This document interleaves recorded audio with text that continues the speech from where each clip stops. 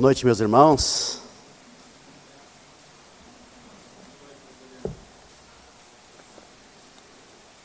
Me senti desafiado e honrado pelo convite de ser um dos pregadores desta conferência, os remadores. E quando o Jack, que eu conheci o ano passado, me convidou, eu fiquei meio assustado, porque, pelo que eu sabia, era uma turma aí de jovens, né? E eu pensei, um cara mais velho, né, no meio da gurizada aí, fazer o quê, né?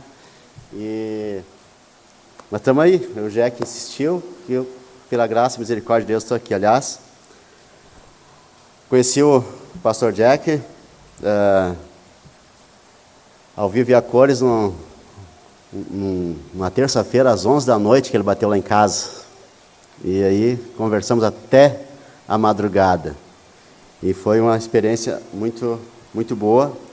E desde então temos sido amigos e tem sido uma amizade muito produtiva. Eu sou meio tímido, então eu preciso me ambientar aqui. Toda vez que eu tenho que pregar, eu fico apavorado. Então eu preciso ir aos pouquinhos aqui. Eu espero que vocês me ajudem aí, tá bom? Bom, eu sou pastor pela misericórdia e graça de Deus, eu sempre digo isso, né? Não tenho nenhuma qualificação assim especial para isso, mas foi misericórdia e graça de Deus. Estou envolvido em plantação de igreja desde 94, quando eu li um livro do Peter Wagner, Plantar Igrejas para Cumprir a Grande Comissão, lançado em 1994 pela Aba Press. Eu li aquele livro e aquilo me impactou. E eu tinha 5 anos de casado, eu me casei em 89, sou casado com a Adri. Esse ano que vem, em fevereiro, eu vou fazer 30 anos de casado. Tenho 3 filhos, a Camila de 27, a Carol de 26 e o Calvin de 20, todos solteiros, para a glória de Deus. Solteiros por enquanto. A minha filha mais velha, a Camila, tem 27 anos, ela é a criança especial. A Carol tem 26 anos e também precisa de cuidados especiais, médicos. E o Calvin, para quem já conhece, né, ele tem 20 anos e é literalmente anão, né? É gente pequena. Eles alegram meu coração e a gente mora junto ainda, eu e minha família, servimos ao Senhor, né, desde sempre. E estamos envolvidos em experiência de plantação de igreja. Então, desde 94, já plantei. Os maiores desafios que eu enfrentei, estive envolvido em plantação de 3 igrejas em áreas rurais. Uma delas no interior de Agudo, perto de Santa Maria, bem longe da cidade. E lá eu tive uma experiência marcante, porque tem alguns morros muito altos. E um dia eu fui convidado a visitar um irmão que tinha um alambique. E alguns irmãos foram comigo, né? Alguns irmãos vezes conservadores foram comigo e tal. E aquele irmão lá que tinha o alambique, não era ainda um cristão, convertido, e ele me deu um golinho de cachaça para experimentar. E eu, sem pensar que era cachaça, né, eu experimentei. Nossa, aquilo foi um escândalo, um escândalo. Quando eu desci para fazer o culto, os irmãos, como que o senhor, pastor, vai tomar cachaça? Eu digo, eu não tomei, foi só um golinho. Mais um pouquinho. Mais um pouquinho. O senhor, como assim? Até hoje eu lembro daquilo. Fui denunciado e tal, mas não deu nada no final das contas. Foi uma benção, né? Foi uma benção. Desde então,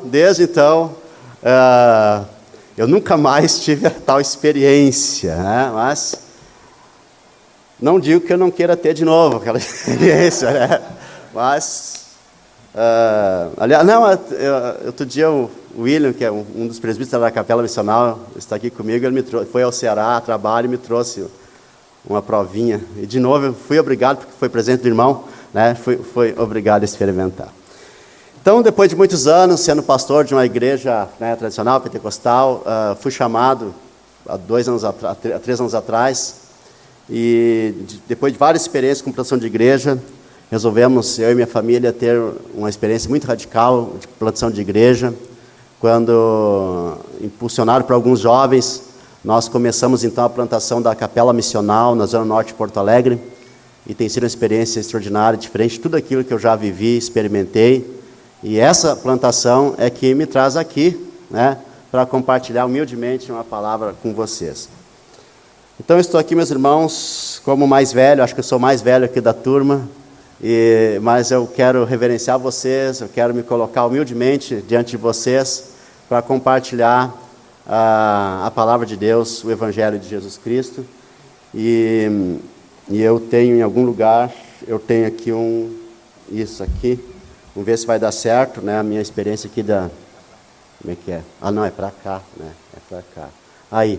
Então, meus irmãos, o título, né, que foi me dado é o capítulo 2 de 1 Timóteo, Homens de Oração, Mulheres Submissas. E aí eu trouxe, né, diante disso, homens e mulheres na igreja, cada um em missão, glorificando a Deus, ou ensinando homens e mulheres para a formação de uma igreja de famílias fortes. Não se planta uma igreja, né, sem, primeiramente, fortalecer algumas famílias dessa igreja, alguns homens e mulheres dessa missão. O primeiro trabalho de um plantador de igrejas é cuidar de algumas famílias. O primeiro trabalho, o primeiro desafio é este. E eu quero ir direto ao texto, porque eu quero cuidar aqui para não passar do horário, porque vai ser tarde, né? Mas esse capítulo 2 de Timóteo, ele fala especificamente sobre 3 assuntos extremamente relevantes para a igreja hoje. Seja uma igreja em plantação, ou seja uma igreja consolidada. E o primeiro assunto, do verso 1 ao 7, é a igreja intercedendo. O apóstolo Paulo aqui, ele fala, né, antes de tudo, acima de tudo, primeiramente, aqui ele vai incentivar os irmãos à prática de súplicas. Antes de tudo, pois, exorto que se use a prática de súplicas, orações, intercessões, ações de graças em favor de todos os homens. Não sei se vai ter aqui o texto, acho que sim. Sim. Em favor dos reis e de todos os que se acham investidos de autoridade, para que vivamos vida tranquila e mansa, com toda piedade e respeito. Isso é bom e aceitável diante de Deus, o nosso Salvador, o qual deseja que todos os homens sejam salvos e cheguem ao pleno conhecimento da verdade. Porquanto há um só Deus e um só mediador entre Deus e os homens, Cristo Jesus, homem, o qual a si mesmo se deu em resgate por todos. Testemunho que se deve prestar em tempos oportunos. Para isso foi designado pregador e apóstolo, afirmo, a verdade não minto, mestre dos gentios e na verdade. Então, o primeiro assunto é intercessão. A igreja precisa interceder. E aqui ele não faz distinção em quem deve interceder. Homens e mulheres devem interceder, viver o evangelho, pregar o evangelho. Esta é a ordem do apóstolo Paulo. Orem pela cidade, orem pela igreja. A igreja precisa orar por sua cidade, a igreja precisa orar por sua cidade. E um plantador de igreja, ele precisa ensinar a igreja a amar a cidade, amar apaixonadamente a sua cidade, e se demonstra esse amor orando e pregando o evangelho. O segundo assunto que ele trata é de que maneira os homens, especificamente os homens, sexo masculino, os homens, eles devem viver o evangelho, e a ordem é que eles devem viver em santidade. O verso 8 diz assim, quero, portanto, que os varões orem em todo lugar, levantando mão santa, sem ira e sem animosidade. Ou seja, nesse verso 8, os homens precisam viver em santidade, orar em santidade, mãos santas. Eles precisam fazer esta oração, viver com responsabilidade, sem ira, e eles precisam também viver com seriedade, ou sem animosidade, como diz ali. Meus irmãos, todos sabem, né, que nós devemos orar, que nós devemos interceder, que a igreja deve interceder, que os homens devem orar. E a chave deste versículo aqui, desse texto aqui, até o verso 8, são as características exigidas dos homens que oram. Mãos santas sendo levantadas, sem ira e sem animosidade. Assim devem se comportar os homens da igreja. E eu não quero aprofundar esse assunto aqui, porque vai ser falado sobre os homens. A gente tem acompanhado aí que muitas palestras sobre oração, sobre os homens. Acompanhei o ano passado a conferência e foi falado bastante sobre oração. O pastor Ribas, o ano passado, trouxe uma palavra muito interessante sobre avivamento e oração. Eu acompanhei, não estive aqui, não fui convidado na época, mas não conhecia ainda os irmãos. Mas fiquei impactado com as experiências aqui relatadas quando assisti a conferência o ano passado. Eu quero focar no terceiro assunto. Não daria, né, se eu falasse sobre os homens e sobre as mulheres, seria superficial nos dois. Então eu quero focar num assunto que é menos comentado, menos compreendido, que é a submissão das mulheres. E o terceiro assunto é exatamente esse, é o comportamento das mulheres da igreja.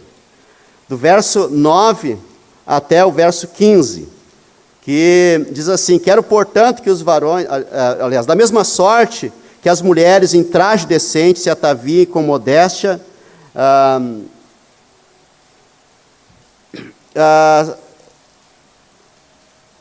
porém, vou de novo. Da mesma sorte que as mulheres em traje decente se ataviem com modéstia e bom senso, e não com cabeleira frisada e com ouro, ou pérolas, ou vestuário dispendioso, porém com boas obras, como é próprio das mulheres que professam ser piedosas. A mulher aprenda em silêncio, com toda submissão, e não permito que a mulher ensine, nem exerça autoridade de homem, esteja, porém, em silêncio. Porque primeiro foi formado Adão, depois Eva. E Adão não foi iludido, mas a mulher, sendo enganada, caiu em transgressão. Todavia, será preservada através de sua missão de mãe, se ela permanecer em fé e amor e santificação com bom senso. Quero convidar os irmãos para uma oração. Deus eterno, Deus Criador dos céus e da terra, Pai de nosso Senhor Jesus Cristo, Pai, Filho e Espírito Santo, Deus Todo-Poderoso, eu quero te pedir a Tua misericórdia, a Tua graça, a Tua bênção, especialmente a Tua misericórdia, Senhor, para este momento em que eu vou ousar expor a Tua palavra. Que o Teu nome seja glorificado.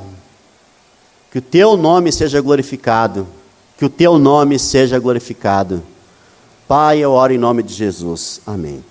Bom, meus irmãos, então o terceiro assunto é o comportamento das mulheres da igreja. Em primeiro lugar, as mulheres são chamadas a viverem em modéstia, do verso 9 até o verso 10. As mulheres são chamadas a viverem em modéstia.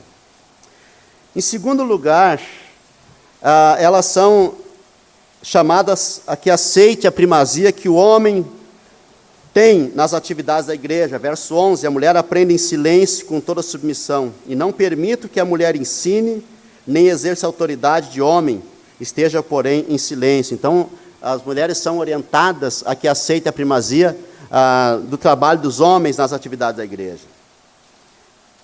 Em terceiro lugar, elas são chamadas que priorizem o cuidado dos filhos para a glória de Deus. O verso 11 diz assim: e não permito que a mulher ensine nem exerça autoridade de homem, esteja, porém, em silêncio. Porque primeiro foi formado Adão, depois Eva. E Adão não foi iludido, mas a mulher, sendo enganada, caiu em transgressão. Todavia será preservada, e aqui está a chave, todavia será preservada através de sua missão de mãe, se ela permanecer em fé e amor e em santificação com bom senso. Eu quero então dedicar, meus irmãos, um tempo maior a estes tópicos sobre a missão da mulher na igreja, porque ele é bem pouco desenvolvido, ao contrário da missão e envolvimento dos homens. E é preciso que a gente entenda por que as mulheres, tanto aqui como em 1 Coríntios, ela é proibida de não ensinar, de não falar. E eu sempre, como plantador de igreja, eu sempre me preocupei em ensinar isso para a igreja, e deixar isso claro para a igreja. Qual é a missão da mulher? E é preciso que os plantadores de igrejas, que os pastores, eles tenham a palavra para as mulheres, e eles saibam colocar isso. Então esse é o meu desafio dessa noite, desenvolver aqui uma teologia, né, uma palavra sobre qual é a missão da mulher na igreja, o que é a submissão da mulher na igreja e por que a submissão da mulher. Em primeiro lugar, meus irmãos, a minha proposição principal é que a maior bênção que uma mulher poderia receber na Bíblia era ser mãe. A maior bênção de todas. E para entender o que Paulo estava ensinando, e a gente sabe que Paulo não estava ensinando depois de ler um livro desses citados pelo Ribas aqui, ele não viveu na nossa época, ele viveu naquela época. Ele não ensinou isso depois de ler um livro de filosofia, não ensinou isso depois de ter um debate com feministas, não ensinou isso querendo ser culturalmente relevante, ele não ensinou isso querendo contrariar a cultura de sua época, ele ensinou isso dentro de um contexto, dentro de um contexto no qual ele estava inserido e no qual ele vivia. A maior bênção na Bíblia para a mulher, então, é que ela se casasse e tivesse filhos. Tanto que quando uma mulher não tinha filhos, era a maior dor, era a maior tristeza que ela podia experimentar na vida. Então, para entender o que Paulo estava ensinando, é preciso ver todo o contexto em que ele foi desenvolvido.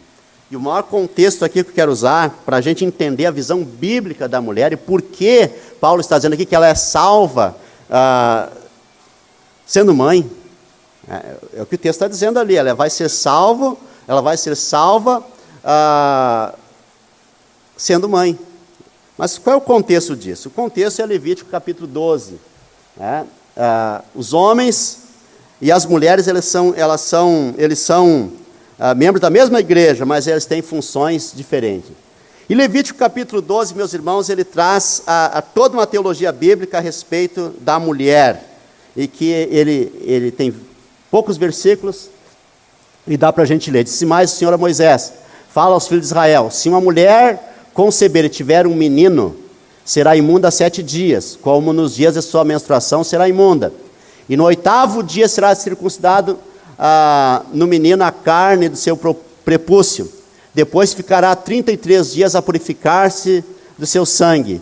Nenhuma coisa santa tocará, nem entrará no santuário, até que se cumpram os dias da sua purificação. Mas se tiver uma menina, será imunda 2 semanas, como na sua menstruação. Depois ficará 66 dias a purificar-se do seu sangue. E cumpridos os dias da sua purificação, por filho ou filha, trará ao sacerdote um cordeiro de um ano, por holocausto, e um pombinho ou uma rola, por oferta pelo pecado, à porta da tenda da congregação. O sacerdote oferecerá perante o Senhor e pela mulher, fará expiação, e ela será purificada do fluxo de seu sangue. Esta é a lei da que der à luz menino ou menina. Mas se as suas posses não lhe permitirem trazer um cordeiro, tomará então 2 rolas ou 2 pombinhos, um para o holocausto e outro para a oferta pelo pecado. Assim o sacerdote fará expiação pela mulher e será limpa. Aqui, meus irmãos, nós vamos ter a explicação sobre a grandeza, né, da maternidade bíblica e por que em toda a Bíblia, e terminando aqui nas cartas de Paulo, ele instrui a igreja sobre a grandeza da mulher e a sua missão no reino de Deus e no plano de Deus. Então, este capítulo de Levítico 12, ele fala sobre a maternidade e suas responsabilidades. Um bebê, meus irmãos, em Israel, e a gente meio que perdeu na cultura atual, ela perdeu essa noção. Um bebê em Israel era uma festa, ele era um motivo de festa, pois ali estava a esperança quanto ao futuro da nação em vários sentidos. E eu achei interessante que o Jack, ele faz um escândalo, né, quando tem o dia da dedicação das crianças aqui, né? E isso é interessante, isso é importante. Escândalo no bom sentido, né? Não que ele seja escandaloso, não é isso, né? Mas, meus irmãos, um filho, uma criança, era para ser uma festa, porque é a esperança do mundo, é sinal que o mundo não vai acabar. E é sinal que a igreja, meus irmãos, está cumprindo bem a sua missão, e os casais da igreja estão sendo abençoados. Irmãos, a maior festa de uma igreja é o nascimento de filhos. O maior acontecimento de uma igreja são mães, gerando filhos, tendo filhos. Isso é uma loucura, porque é sinal de que a igreja, meus irmãos, está sendo abençoada. E é assim que o povo, a nação de Israel, via isso, porque era uma bênção em vários sentidos. Nascia mais que uma criança, nascia um novo pai, ou nascia uma nova mãe. Irmãos, esta era a pressuposição israelita. Quando nascia uma criança, estava nascendo mais um pai, ou mais uma mãe. Essa era a ideia. Nascia mais um pai, mais uma criança. Era um pai que estava nascendo, era uma mãe que estava nascendo. Poderia estar nascendo ali um grande líder, que traria libertação e proteção ao povo. Poderia estar nascendo ali o futuro rei, um futuro profeta. Ou poderia estar nascendo ali o próprio Messias. É isso que estava acontecendo, é isso que eles viam quando nascia uma criança israelita. No caso, meus irmãos, de uma menina, era a vida que estava sendo garantida. Era a vida. Quando nasceu uma menina, era a vida que estava garantida. Por quê? Porque era sinal de que novas vidas seriam geradas a partir daquela menina. Por esses motivos, meus irmãos, a maternidade era considerada uma das maiores dádivas, uma das maiores bênçãos que poderia ser recebida por uma pessoa. E a esterilidade era considerada como uma maldição ou uma grande dor. Irmãos, ao dar à luz, isso aqui é importante para a gente entender como a cultura mudou. Ao dar à luz, a mãe e a criança deveriam ficar à parte da comunidade. A mãe não poderia tomar parte de nenhuma cerimônia sagrada, ela deveria ficar restrita à sua tenda. Apenas o marido, parentes mais próximos poderiam ter contato com ela.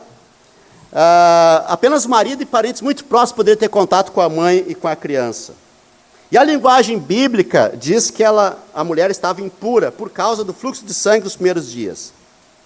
No caso de um menino, havia uma instrução de uma restrição total de 8 dias. A mulher não poderia ter contato com ninguém, a não ser com a mãe ou com alguém que iria ajudá-la, nem com o marido por 8 dias.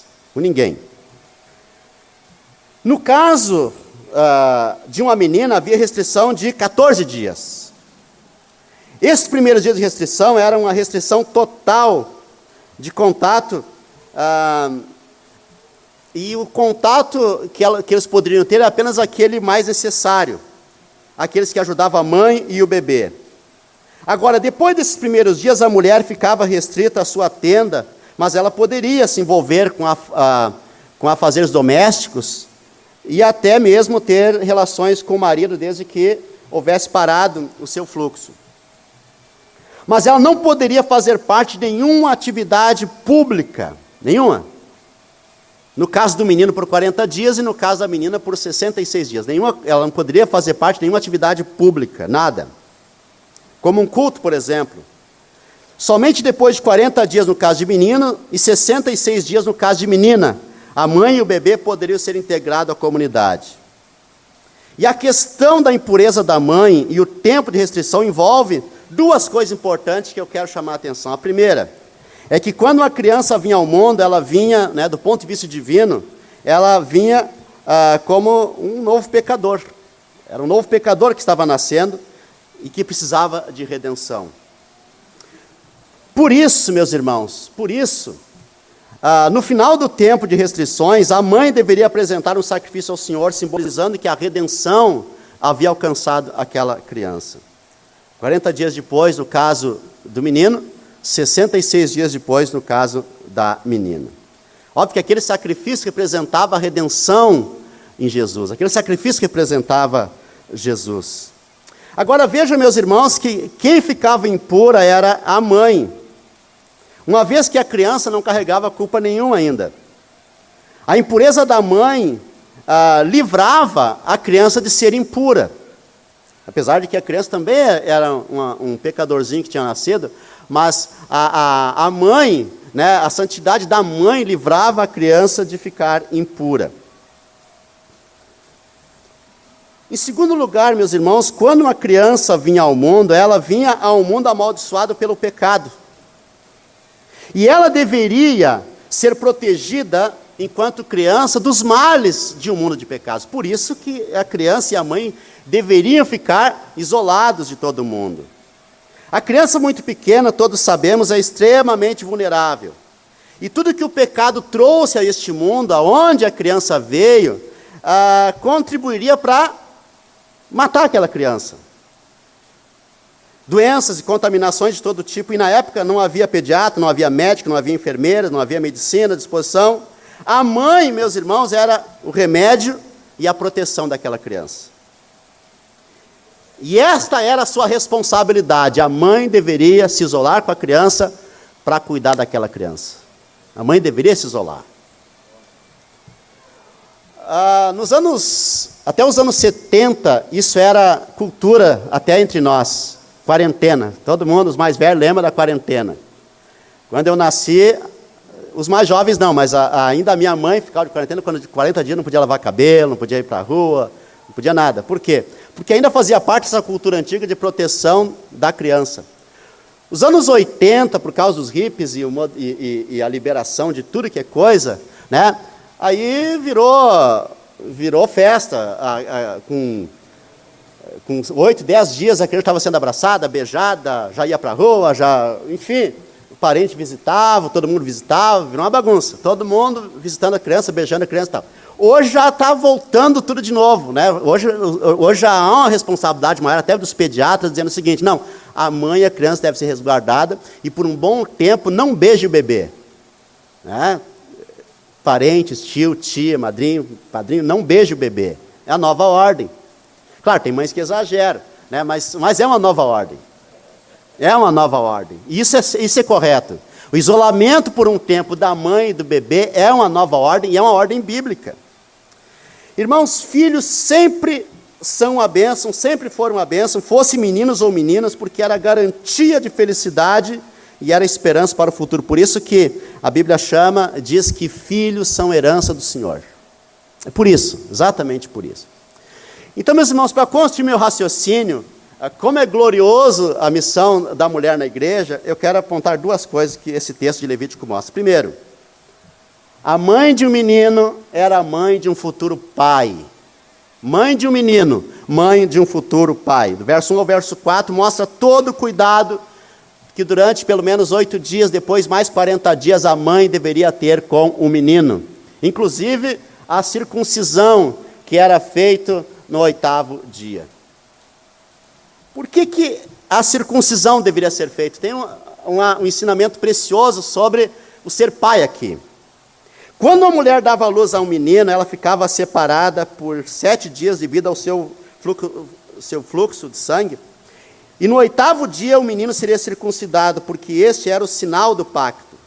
A circuncisão era importante por 2 motivos. Um cerimonial, que simbolizava a saúde e a futura fertilidade do menino. Incrível, a primeira preocupação com o menino era sobre o seu órgão. O primeiro cuidado, vamos cuidar bem do seu órgão reprodutor. Por quê? Porque ele vai ser um futuro pai. Olha, isso aí é maravilhoso, ele vai ser um futuro pai. Por isso a circuncisão. Era algo maravilhoso, a circuncisão, porque era o cuidado. Olha, cuida bem do membrinho do teu filho, porque ele vai ser um reprodutor. Que coisa gloriosa, né? Então, primeiramente era cerimonial.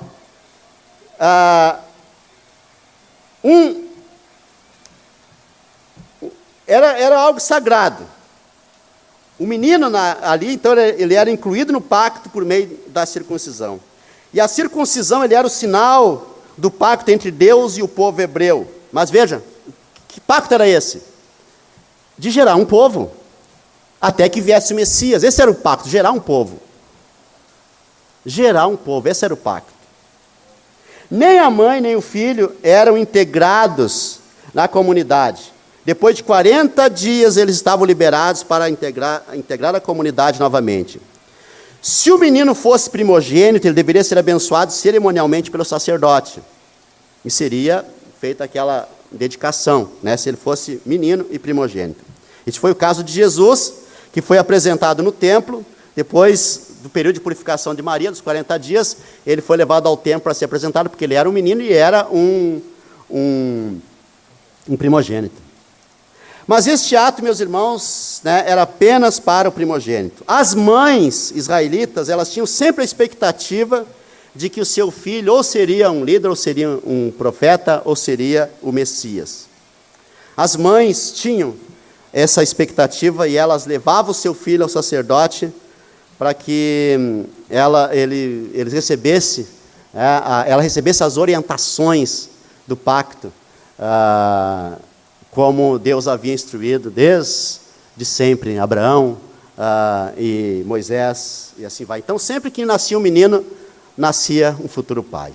Em segundo lugar, meus irmãos, sempre que nascia uma menina, a mãe de uma menina era a mãe de uma futura mãe. A mãe de uma menina era a mãe de uma futura mãe. Dos versos 5 ao 12, tem todos os cuidados da mãe com a menina. Né? 40, não tinha o 8º dia, né? Era 40 dias direto, 66 dias direto, né? Não tinha cerimônia nenhuma, eram 66 dias direto. A mãe de uma menina não passava por nenhum ritual. O menino passava pela circuncisão, a menina não. A mãe de uma menina ficava separada, sem contato com a comunidade, por 66 dias.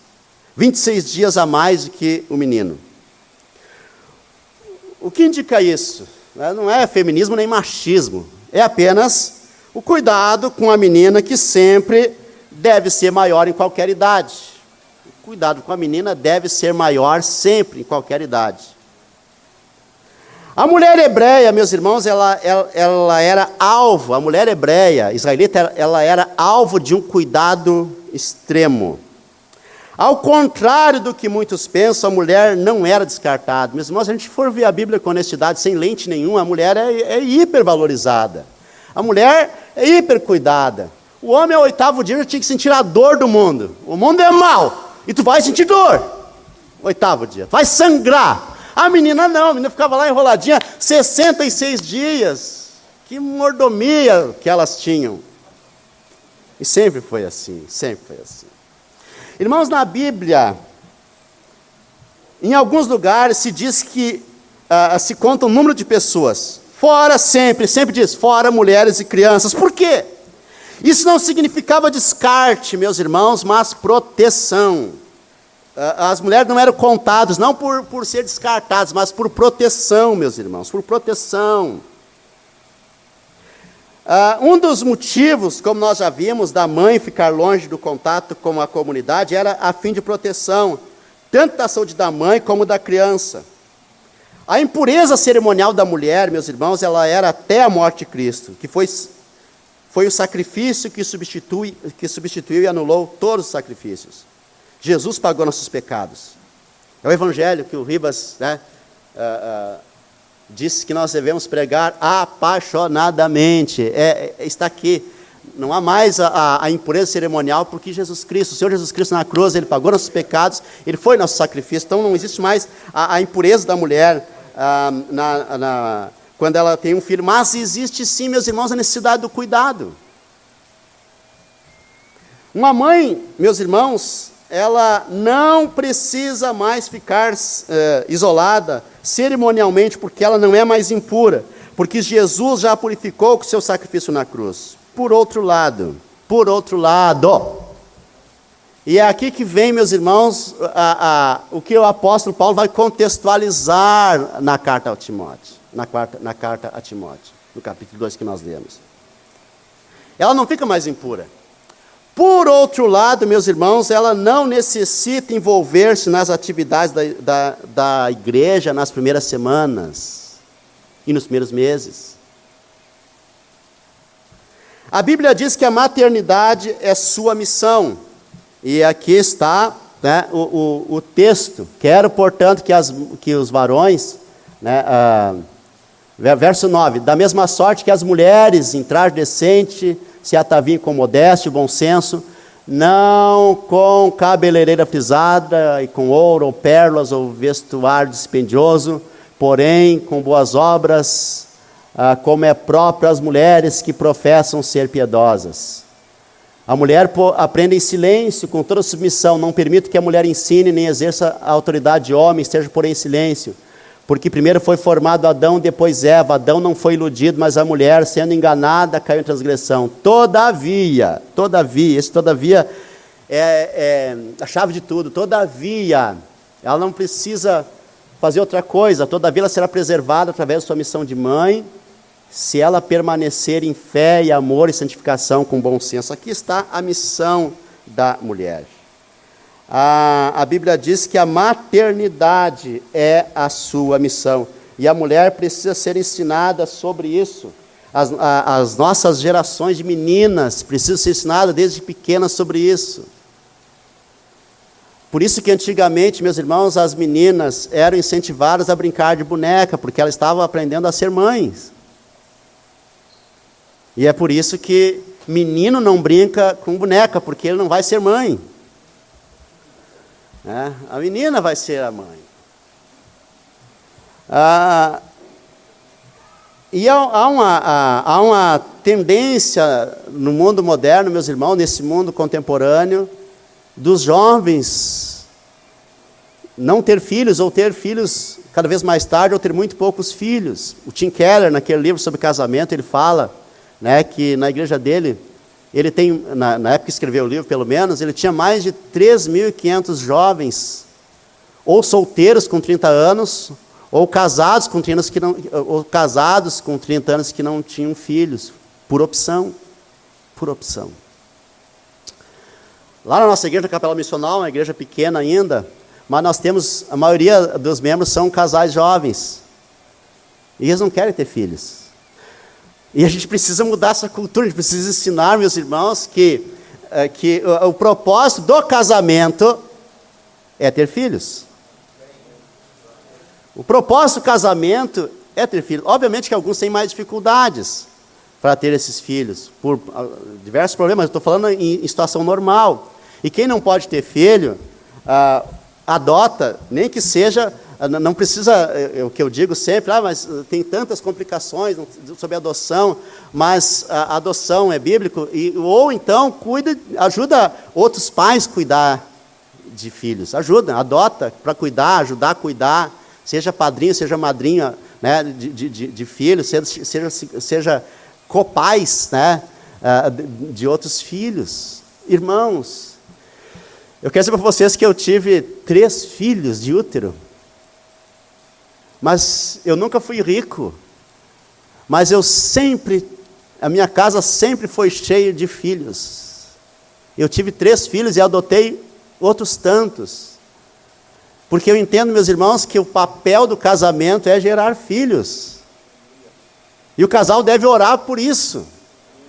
E nós, como pastores de igrejas, irmãos, eu penso que nós vamos mudar o mundo. Eu estou plantando igreja porque eu quero mudar o mundo, meus irmãos. Eu quero mudar o mundo. Pelo amor de Deus, eu quero mudar o mundo. Eu quero que a minha igreja mude o mundo. Eu quero isso. Glória a Deus. Eu quero, meus irmãos, influenciar casais. Eu quero... Meus filhos, meus irmãos, não têm condições, aparentemente, eu não sei se eles vão casar, eu acho que eles não têm, a minha filha mais velha não vai casar, é óbvio que ela é criança especial, meu filho não sei, a minha filha do meio, ela tem sérias dificuldades de saúde, mas eu não sei, mas meus irmãos, a nossa missão é gerar uma igreja saudável a partir de casais saudáveis. Não é que a mulher... Deixa eu me cuidar aqui, meus irmãos. Não é que a mulher vai ser salva apenas por ser mãe. Mas a mãe cristã não necessita envolver-se em mais nada na igreja, a não ser cuidar de seus filhos, para que aprendam a vida cristã. Irmãos, a mulher que é mãe não precisa envolver-se mais nada na igreja, nada que se dane as atividades da igreja. Se ela for boa mãe, ensinar o evangelho aos seus filhos, está ótimo, é isso aí. Não tem que sair pregando, não tem que viajar em missão, não tem que fazer missão na África, não tem que fazer missão na Europa. Ela tem que cuidar dos filhos saudáveis, aí os filhos serão missionários. Agora, irmãos, depois que ela já teve seus filhos, já cuidou dos seus filhos, já é madura, a Bíblia diz que ela ensina as mais novas. Aí se quiser pregar, se o pastor deixar, se quiser ser enfim, missionário, evangelista, seja o que for, mas depois que ela for uma mulher madura,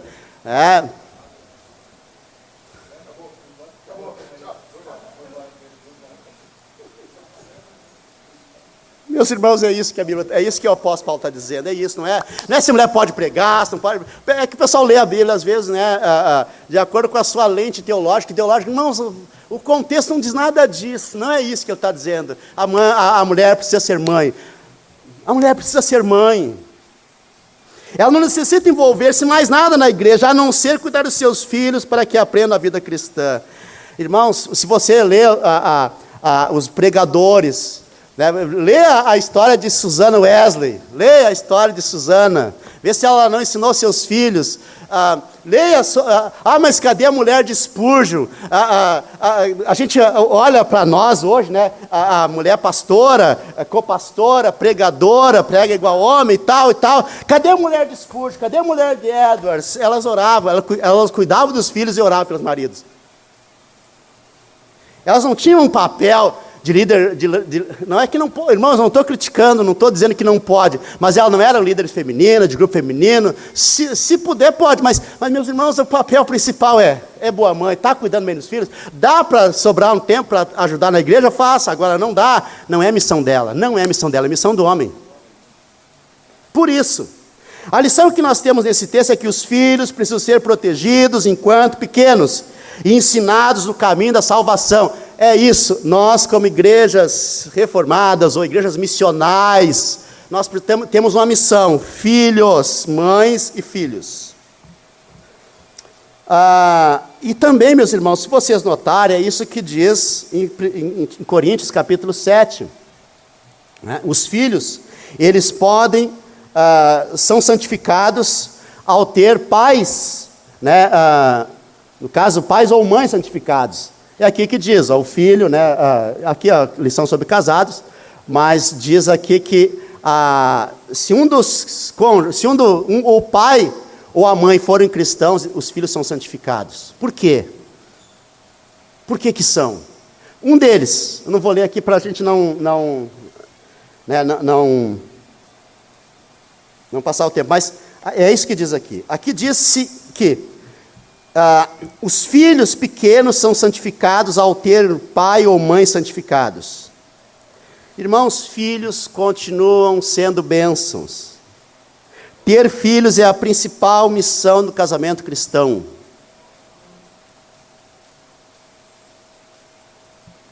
É a principal missão. A principal função que um casal faz sexo é para ter filhos. Mas também para satisfação, para prazer, tudo bem, é também, mas em primeiro lugar é para ter filhos. Em primeiro lugar. Depois que tu tem filho, aí faz festa, entendeu? Aí faz festa, aí desfruta, curte, olha, enfim. Eu já tenho filhos criados, eu ainda quero ficar uma semana num cruzeiro, só me divertindo. Irmãos, eu já tenho filhos criados, já tenho filhos adultos, e já adotei dezenas de outros filhos, já fui padrinho de outros filhos, já cuidei, então agora mesmo, eu estou com 53 anos, sou mais velho de todos vocês aqui, me respeitem, tá? Então, agora, eu e minha mulher, a gente vai na academia, a gente se cuida, pode ver, né? A gente se cuida, se alimenta bem, estou cuidando dela, estou cuidando da saúde dela, por quê? Porque, irmãos, daqui para frente é só festa até Jesus voltar, ou nos levar. E para finalizar, meus irmãos, filhos continuam sendo bênçãos. Ter filhos é a principal bênção no casamento. No caso de Israel, os casais festejavam a vinda dos filhos, porque eles eram o futuro do povo. Os pais piedosos e devotos festejavam o fato de ensinar a lei para os seus filhos. Irmãos, eles davam a vida para ensinar a lei para os seus filhos. Os pais cristãos, eu já estou encerrando, os pais cristãos devem festejar a vinda de filhos, pois terão a oportunidade de lhes ensinar sobre a vida eterna. Por que eu quero ter filhos, irmãos? Por que eu quero ter filhos? Por que eu quero ter filhos? Eu sempre digo o seguinte, para ensinar o catecismo para eles. Eu queria ter filho tudo de novo, para ensinar o evangelho para eles. É isso, irmãos, por que eu quero ter filho? Não é para que sejam advogados, não é para que sejam doutores, não é para que sejam, para que se formem na faculdade. Eu quero ter filhos porque Deus precisa ser glorificado na vida de outros discípulos. Outros discípulos. Outros discípulos. Qual é a principal missão do casamento? Ter filhos. Por que ter filhos? Para que Deus seja glorificado, eles sendo escolhidos, eleitos de Deus, e que eles sirvam a Deus, e que eles glorifiquem a Deus. Eu quero ter filhos para que Deus continue sendo glorificado no mundo. Esta é a missão da gente gerar filhos. Os pais cristãos deveriam ter isso na cabeça, e os pastores deveriam ensinar isso aos seus membros, aos casais. Ensinar a palavra para fazer dos filhos discípulos de Cristo. Eu quero terminar com algumas aplicações aqui. Primeiro, tá bom? Primeiro, meus irmãos, o que nós devemos ensinar? O que nós devemos ensinar? Primeiro, a mulher cristã deve ser ensinada sobre a glória disso, casar e ter filhos. Não é que tenha que ter 10, 15 filhos como a minha avó, não é isso, tendo 1, 2 ou 3, é Deus que vai dar, é Deus que abre a madre, como diz a palavra. É pecado casar, é pecado, eu digo isso lá na Capela Missionária, eu digo isso, eu sei que vocês dizem também, é pecado casar e pelo menos não pensar em ter filhos. É pecado, é ofensa a Deus, casou para quê? Para fazer sexo? Ninguém precisa fazer sexo, ninguém nasceu para fazer sexo, nós nascemos para a glória de Deus. Sexo é uma graça divina, mas nós não nascemos para fazer sexo, nós nascemos para glorificar a Deus. Se Deus nos der graça, a gente faz sexo para ter filhos. A gente precisa ensinar isso aos jovens. Eu não vivo sem sexo. Não. Tu é um morto. Tu não vive sem a glória de Deus. Sexo sem Deus é morte. Outro dia, a Adri estava recomendando um casal comprar um determinado comprimido lá contra a micose, essas coisas todas, né? Eu disse o seguinte, olha, vocês deveriam, todos os casais deveriam fazer isso sempre, o marido, mas geralmente o marido não toma, né? É só a mulher que toma. Não, toma aquele comprimidinho antimicose, antifungos, etc e tal, porque nós não nascemos para fazer sexo, a gente se contamina. Mesmo um casal saudável, que é monogâmico, ele, de vez em quando, os dois passam por apertos, né? Por causa de sexo, fungos, micose, essas coisas todas, e são fiéis um ao outro. Então os dois precisam se cuidar. E o apóstolo Paulo foi sábio e disse, olha, não se separe a não ser por um tempo. Mas a não ser de vez em quando. Fora isso, né, glorifique a Deus. Mas pensando em ter filho, se já tiver, como eu disse, aí é festa. Ai, a glória. A mulher precisa ser ensinada sobre isso. Em segundo lugar, meus irmãos, a segunda aplicação que eu quero fazer, que a mulher cristã deve ser ensinada que ela glorifica a Deus, se deixando cuidar pelos homens na igreja. Ela não necessita ser uma mártir, os homens o serão. Ela não necessita. Óbvio que se for, tudo bem, mas ela não precisa ir lá para frente da batalha. Em Israel, meus irmãos, ela não ia para frente da batalha, os homens iam. Por que na igreja tem que ir? Ela fica protegida, retaguarda, cuidando dos filhos, fica dentro do quarto, lá dentro, eu que enfrento. A mulher não necessita ser uma mártir, ela precisa deixar ser cuidada pelos homens. Na igreja isso é uma realidade. Ensina as mulheres sobre isso. Uma igreja saudável vai ter famílias saudáveis, casais saudáveis. Terceiro, ela necessariamente não necessita estar nas vigílias, os homens lá estarão. Irmãos, elas necessariamente não é que não possam estar, mas se não der, deixa o homem ir. Mas o pastor, fala com o pastor, ele vai entender, olha, pastor, você que estava lá na conferência, né? É assim, ó, eu vim, minha mulher ficou em casa porque meu filho é pequeno. Não é que não possa vir, não estou dizendo, o pastor Rogério lá falou que não é que eu não estou falando que não pode vir, eu estou dizendo que, pelo amor de Deus, eu estou dizendo que não tem problema se não vir. Os homens sim devem estar lá. É que às vezes os homens mandam as mulheres, né? E eles ficam lá na retaguarda. Coisa mais, isso é a apostasia do casamento, né? A apostasia do casamento é isso, não é nem heresia, apostasia. Heresia todos nós temos um pouco, né? Mas apostasia é coisa séria. Ela não glorifica tanto a Deus pregando, mas glorifica a Deus sendo mãe.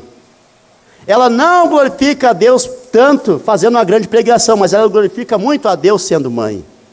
É isso, meus irmãos. Ensine sobre isso para as mulheres. Ela vai glorificar a Deus sendo mãe. Ela não glorifica tanto a Deus ensinando a igreja, como glorifica catequizando os filhos. Ela não tem que ensinar a igreja, ela tem que ensinar os filhos. Irmãos, a mulher, é isso que o apóstolo está dizendo, olha, não é que não possa pregar, não é, pessoal, porque depois ele vai dizer, as mulheres mais velhas ensinam as mais novas, né? Agora aqui ele está dizendo o seguinte, a mulher normal em Israel e na cultura da época, ela casava, tinha filhos, essa é a missão da mulher. E acho que agora é o penúltimo. Ela não glorifica a Deus. Não, aqui é o último.